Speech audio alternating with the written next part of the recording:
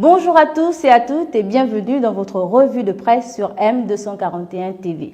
Nous démarrons notre tour de l'actualité avec la une du quotidien national qui ce matin met en avant la nouvelle action des forces de police nationale pour en finir avec le racket. Des gilets noirs, l'innovation de la préfecture de police, titre également le site d'information Média 241. C'est ce que devraient désormais porter les agents commis à la verbalisation des automobilistes dans les communes d'Akonda et d'Ovendo, choisis pour la première phase de l'opération.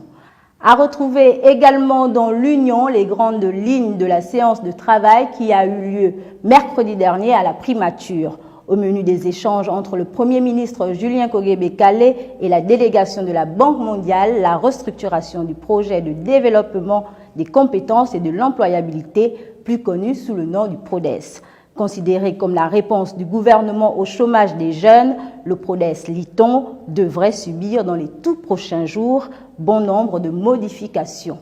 Nous citerons aussi dans notre revue de presse le classement du Gabon à la 3e place des pays consommateurs de champagne en Afrique. Gabon Media Times en est fait l'écho dans sa publication du 25 avril dernier. Morel Monjo Mwenga relève la contradiction entre la crise conjoncturelle qui bouscule les sensibilités sociales et la passion pour la boisson à bulles.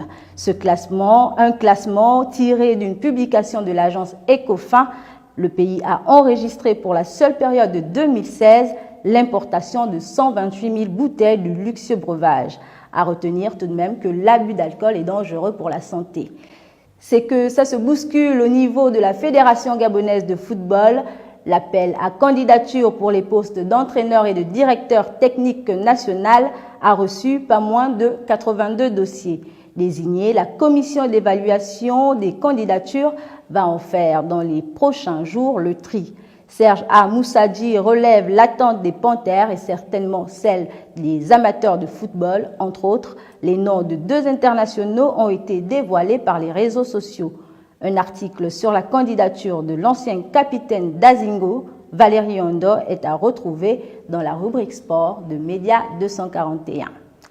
Un point sur l'actualité internationale, Emmanuel Macron et le grand débat en France.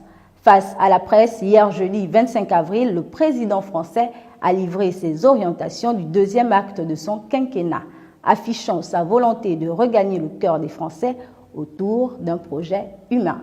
C'est ici que s'achève notre revue de presse. Merci à tous pour votre chaleureuse attention.